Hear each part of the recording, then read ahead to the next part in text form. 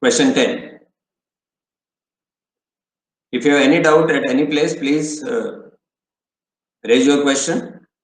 You can put your question in the chat box. You can also switch on your audio and ask the question directly. Don't hesitate to ask a question. Question 10.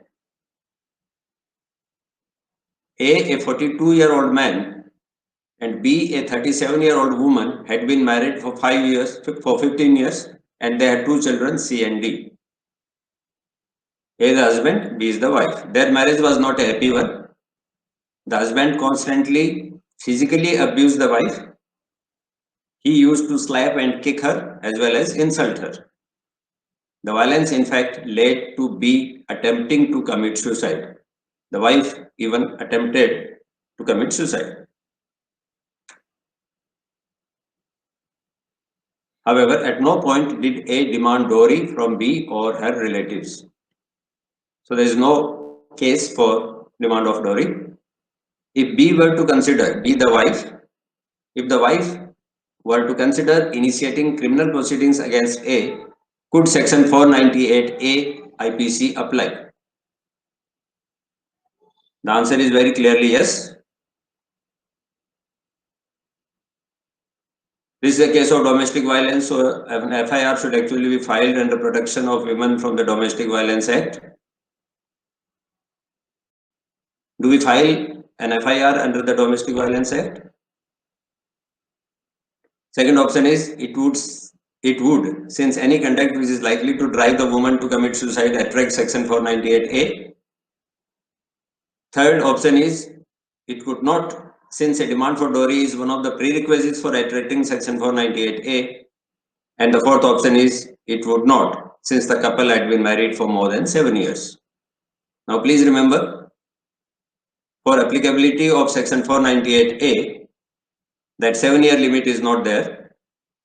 Also, it is not necessary that a demand for dowry must have been raised. What is required? Yes, option B will be applicable, and what is required is cruelty, where the husband subjects the wife to cruelty. That's all. At whatever stage of marriage, if the husband subjects the wife to cruelty, Section 498A will be applicable. And what is meant by cruelty is given in the explanation. Cruelty means, and it has two limbs, A and B. Under A, any willful conduct which is likely to drive the woman to commit suicide will be covered. In this case, there is a willful conduct from the husband, and that conduct has in fact driven the woman to commit suicide. She even attempted to commit suicide. So, clause A will be clearly applicable. The demand for dowry is also a cause. It can also amount to cruelty under clause B, where it leads to harassment of the woman. In this case, there is no demand for dowry, so clause B will not be applicable, but clause A is clearly applicable. Section 498A is therefore clearly applicable, and option B is the correct option.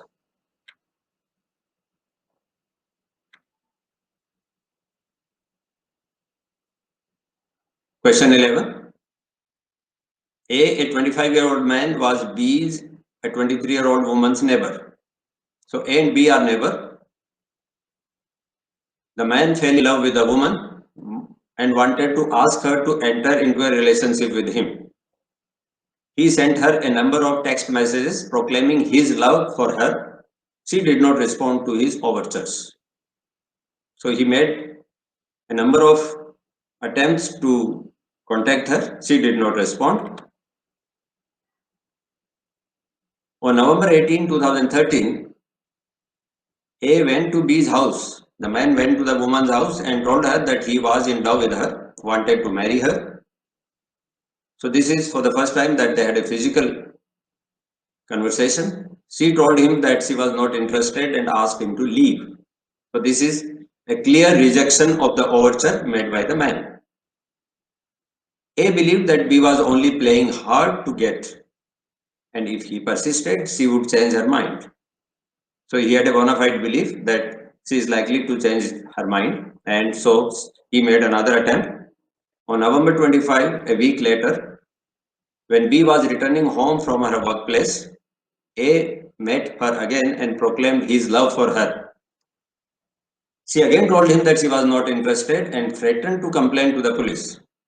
Now, this was a clear rejection of the offer made by him, and she even threatened to complain to the police. So, it must not have left him in any doubt as to where his offer stood. In spite of this, a week later, when B was leaving for work, she noticed that A was waiting outside her house with a bouquet of flowers, and he tried to give her the flowers. One more attempt. B ignored him once again and went to the police station to complain about A's acts. So yes, it's a clear case of stalking. It's a clear case of stalking. This is a new offense created in 2013 after the Nirvaya gang rape and murder case. The involved section is section 354D. So the correct option is option B, section 354D, the offense of stalking.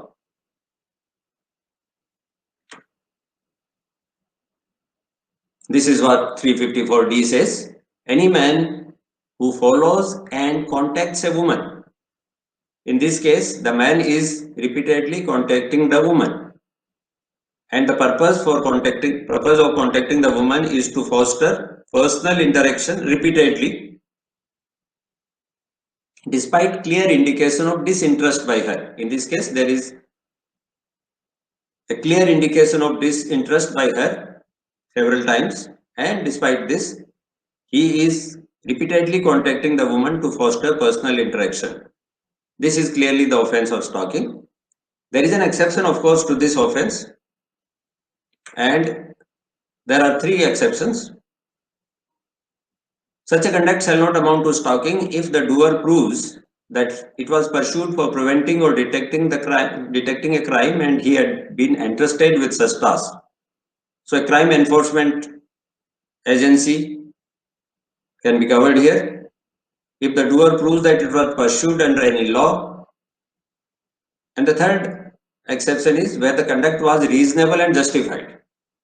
Now, any ordinary shooter can take recourse to this excuse as long as his conduct is reasonable and justified. So the first attempt is okay.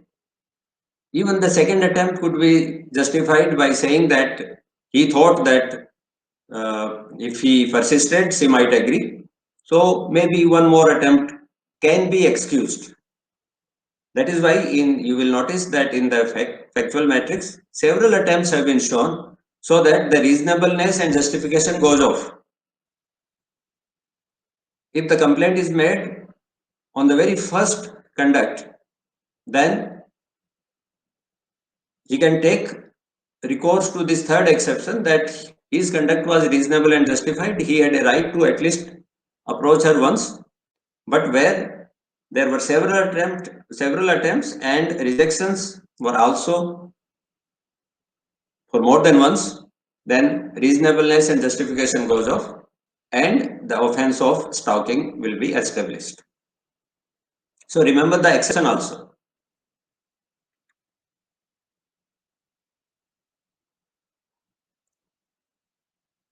Question 12.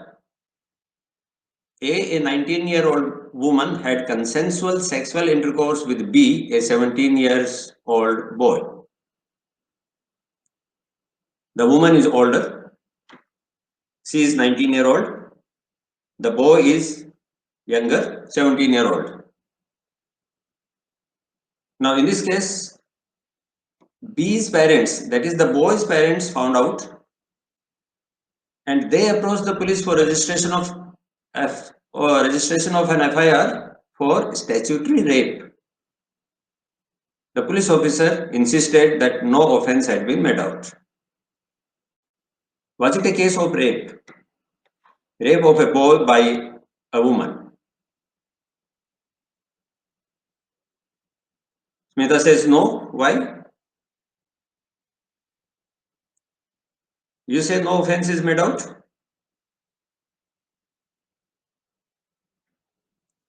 Apart from rape? Yes, rape can be only against a woman. It can be committed only by a man. All right, let's see. That is correct. But there are options which involve the Protection of Children from Sexual Offences Act also. The first option is, yes, Shruti is talking about POXO, yes. And is the woman liable under POXO? That will be a very important aspect. And JJ Act does not create offences, but POXO, yes. Let's see. First option is the police officer is partly right and partly wrong. This is not an offence of statutory rape, punishable under the IPC, but the offence of penetrative sexual assault, punishable under the Protection of Children from Sexual Offences POXO Act. So the first option says that though it is not a statutory rape under IPC, but it is still an offence of penetrative sexual offence under the POXO. The second option is the police officer is right. Rape law is gender specific. Only a woman can be a victim of rape and not a man, and so no offence is made out. The third option is the police officer is wrong. This crime is punishable under the JJ Act, and fourthly, none of the above. So let's start our answer with section 375 IPC. Whether it is statutory rape or not, clear from here, a man is said to commit rape. So only a man can commit rape. There is no doubt about the person who can commit a rape, and therefore a woman cannot commit a rape. 375 goes out. We are not concerned with 375. But what about POXO? We are concerned here with section 3 of the POXO, penetrative sexual assault. Here it says a person is said to commit penetrative sexual assault.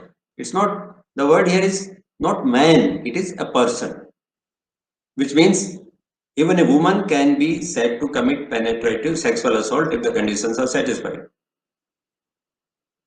Can it be? What is your take? IUC says under POXO, C may be liable. C may be liable or C is liable?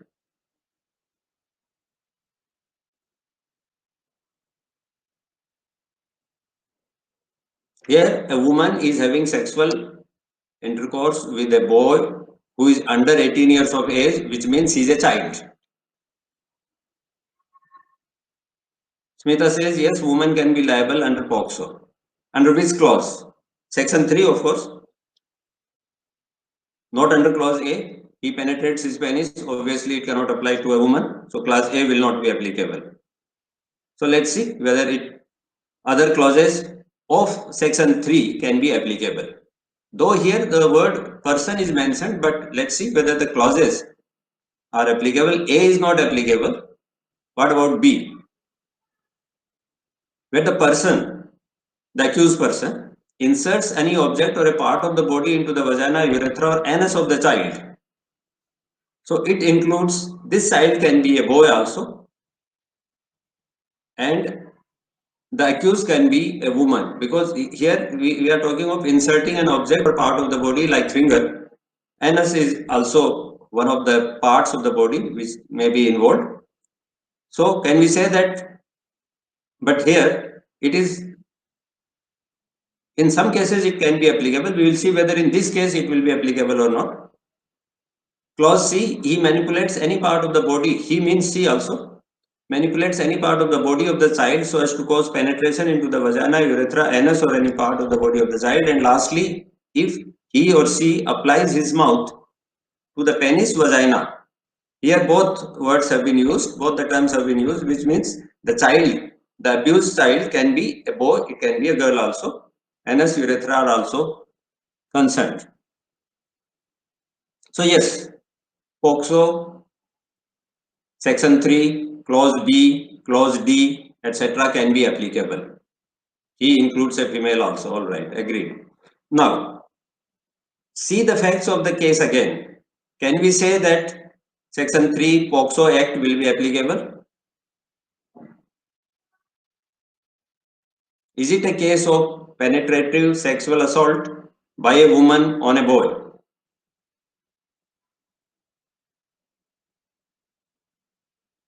Shruti says penetration. Penetration may be of finger also.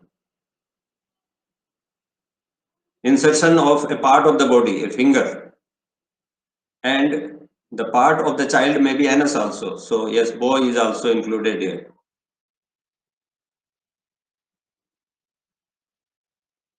But what is the accusation?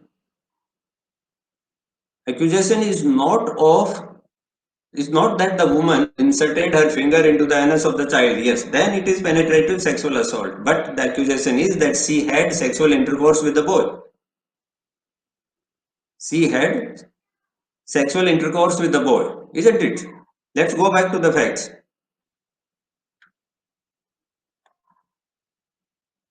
A 19-year-old woman had consensual sexual intercourse with B, a 17-year-old boy.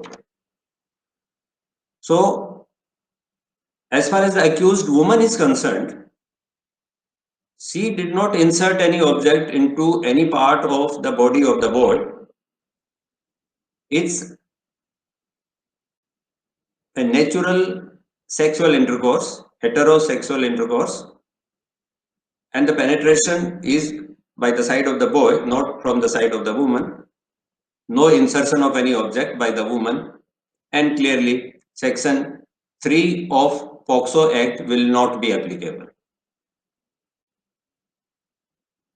As far as this case is concerned, it's a natural sexual intercourse, and therefore section 3 POCSO Act is not applicable. 375 IPC is obviously not applicable. No offense is made out, and we can say that what is the option now? Correct option?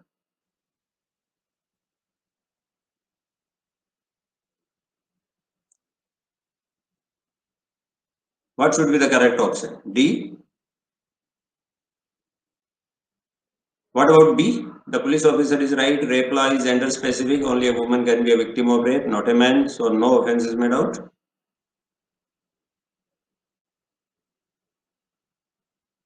You can even speak out on the audio. IUC also says D.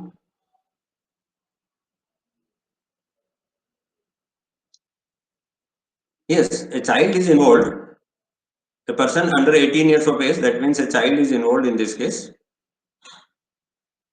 But we found that even under POCSO, the offense is not made out. What was the question, by the way? To decide whether option B will be applicable or option D will be the correct option, let's once again go to the facts of the case. They approached the police for registration of an FIR for statutory rape. The question is very simple. We are going into so many other aspects just to understand the concept, but as far as the question is concerned, we need not go into the aspects of POCSO. Here, the case is for registration of an FIR for statutory rape. Statutory rape. And the police officer insisted that no offense had been made out. Obviously, it is not a case of statutory rape under any circumstances. So, we will say the police officer is right. Rape law is gender specific. Only a woman can be a victim of rape, not a man. No offense is made out.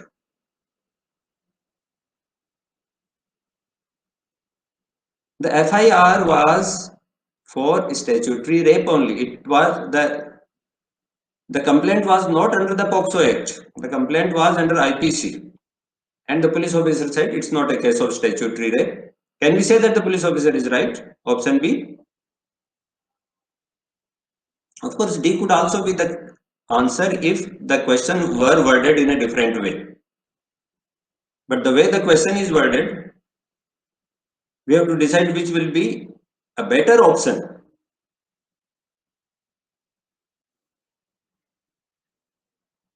Okay. So you have to choose between B and D.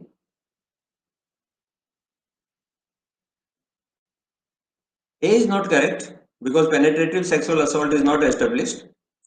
C is also not correct because JJ, it's not punishable under JJ Act. So either B or D. And yes, In my view also, like Shruti, I would say that option B would be better as far as the way the question has been framed. So it always depends upon the facts and the way the question is framed. Your answer, before answering, please see carefully the way the question is framed.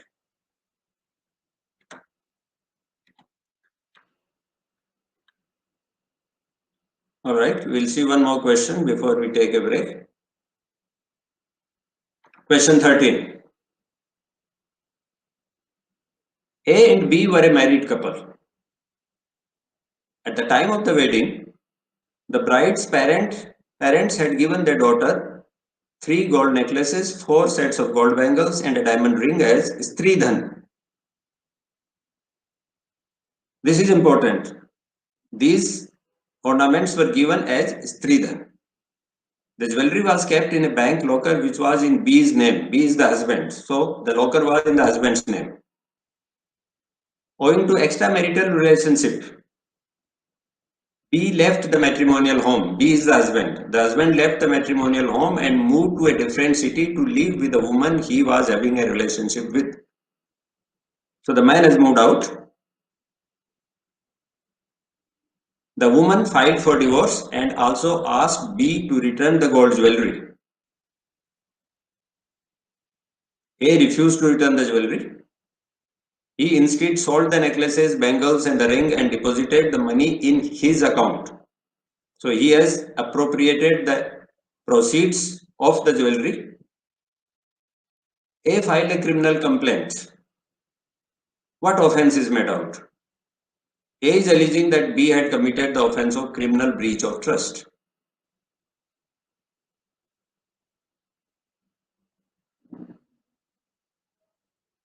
So whether the offense of criminal breach of trust has been made out. What is required for the offense of criminal breach of trust? There must be, first of all, entrustment of property.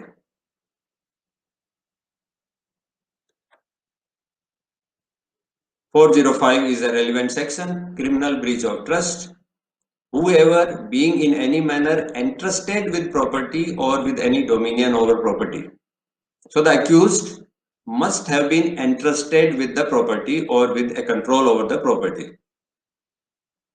And thereafter, once he was entrusted with property or with control over property, he dishonestly misappropriates it. What is meant by dishonestly? With an intention to cause wrongful gain or wrongful loss. So if with that intention he misappropriates it or converts it to his own use, then the offense of criminal breach of trust is made out. In this case, yes, he has converted the jewelry to his own use by selling it and appropriating the proceeds in his account. And this is dishonest because he has caused wrongful loss to the wife, wrongful gain to himself. So dishonesty, yes. Then the question is whether the property was entrusted to him. That is also very important. Now let's see the options. First option is the offense is not made out, since the jewelry is the joint property of both the spouses. What do we say? Is the jewelry the joint property of both the spouses? Whether option A can be applicable? Answer is no, because it's very clearly written in the factual matrix that the jewelry was given to the wife as her stridhan. So it was not a joint property. Option A is not applicable. Option B, the offense is not made out since there was no entrustment. Now that needs to be considered. Then none of the choices. That will be the last choice if nothing else is there. And fourth is, this is an offense of theft, not criminal breach of trust. We have to rule it out. This offense, this option also we have to rule out. Is it an offense of theft? The offense of theft is committed when there is an intention to take the property out of the possession of the person concerned without his or her consent. In this case, the property, that is the jewelry, was already in the possession of the husband.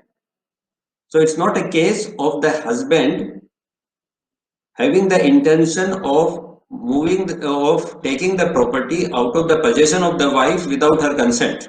The property was already in the possession of the husband, and therefore there cannot be an offense of theft. So we can rule out option D, we can rule out option A. Now there are two more options, B and C. If there was no entrustment, then option B will be there. And if there was entrustment, then option D will be there.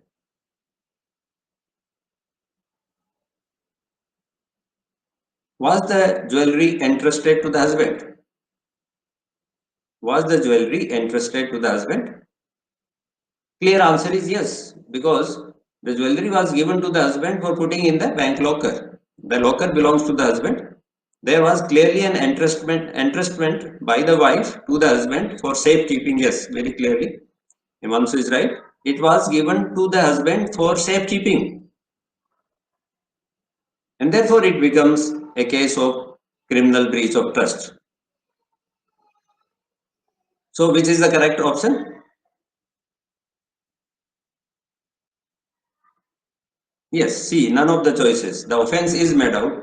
And this safekeeping aspect, you see, there is, if we go to the section, I'll show you an example which is a part of the section, which will make it very clear to you as to what should be the answer. This is the illustration which is given next to the section. A is a warehouse keeper. Z, going on a journey, enters his furniture to A under contract that it shall be returned on payment of a stipulated sum, and thereafter A dishonestly sells the goods. Now here also Z had entrusted his furniture to the warehouse keeper for safekeeping till the time he returns. But before he returned, the warehouse keeper has dishonestly sold the goods. In our case also, the jewelry was given to the husband for safekeeping in his locker, but the husband dishonestly sold the jewelry and appropriated the proceeds to his own account. So the case under hand is very similar to this illustration, and we can very clearly say that it is a case of criminal breach of trust. Correct option will be option C.